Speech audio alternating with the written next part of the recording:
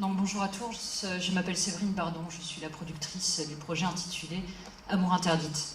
Amour interdite, c'est une série de documentaires multiplateformes qui sera déclinée sur un site internet dédié, qui comportera des diffusions à l'antenne et qui donnera par la suite lieu à la publication d'un livre photos et textes et à des expositions de photos.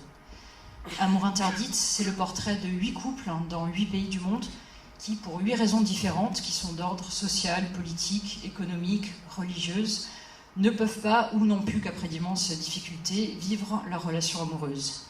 L'idée, c'est qu'à partir d'une histoire très simple, à laquelle tout un chacun peut soit s'identifier ou au moins s'intéresser, on va décrypter les lignes de faille et les rigidités sociales de notre monde contemporain. Ce projet va nous conduire un peu partout dans le monde. Nous irons en France, en Allemagne, au Sénégal, en Égypte, à la frontière de l'Inde et du Bangladesh, en Chine, aux États-Unis et en Colombie.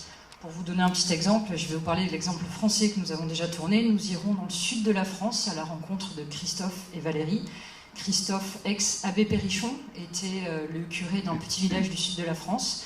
Il a eu le malheur de tomber amoureux d'une de ses paroissiennes. Ça n'a pas du tout plu dans le village. Il a été dénoncé à ses supérieurs hiérarchiques. S'en est suivi toute une série de mésaventures. Il a dû quitter sa prêtrise. Il a finalement réussi à se marier avec Valérie, mais ils sont toujours très discriminés dans le village où ils habitent.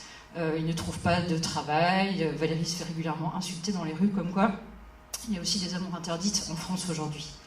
Le dispositif, le cœur de projet, ce sont des courts-métrages documentaires de 5 minutes, donc 8 courts-métrages documentaires de 5 minutes, qui sont sans voix off, mais racontés à 2 voix par les protagonistes.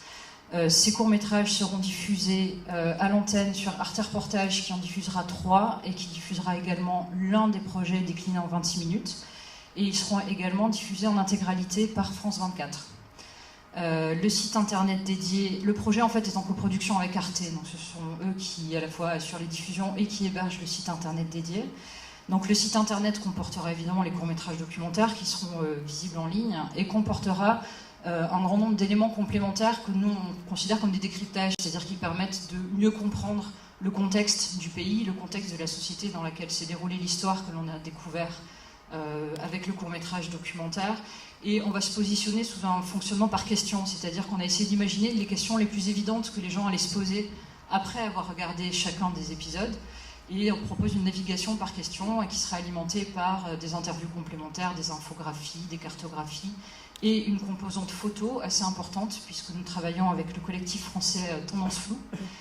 Tendance Floue a commissionné dans chacun des pays un photographe local et ils ont tapé assez haut en termes de réputation et de renommée internationale, à qui on a donné une carte blanche sur le thème de l'amour plus le thème de chacun des portraits. Donc par exemple en France ce sera amour et tradition, en Chine où nous suivons un couple homosexuel ce sera amour et sexe, au Sénégal on parle des castes, ce sera amour et classe sociale ou différence sociale, etc.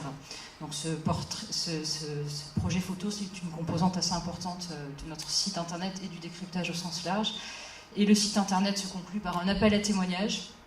Donc nous incitons les internautes à venir partager leurs propres expériences sur chacune des thématiques qui auront été abordées avec le site internet. L'idée en fait de cet appel à témoignages, c'est que nous on va traiter de ces thématiques dans des pays qui sont parfois assez lointains.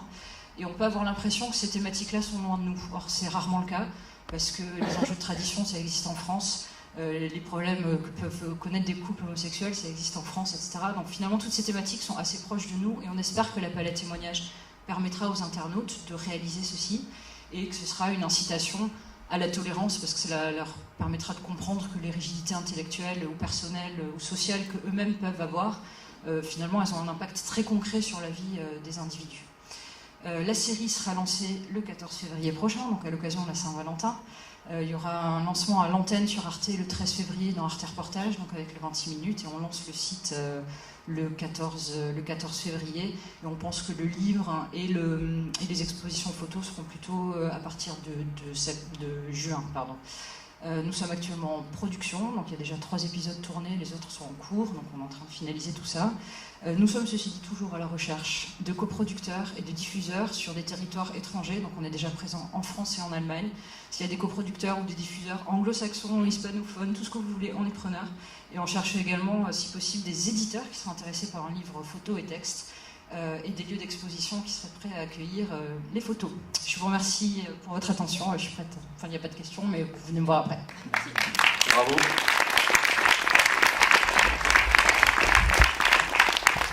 Félicitations, c'était super. Et vous avez fait 5 minutes 00. Non mais à la seconde près. Elle était bien formée. Non, vraiment, félicitations. Ça marche? Oui. Non, je trouve que c'est un très très joli projet dans la manière qu'il a de questionner les fractures et les lignes de calcification des sociétés dans la relation amoureuse. En tout cas, comment la relation amoureuse est encore victime aujourd'hui de traditions, d'habitudes, de discrimination. Et je trouve ça très chouette. Bravo.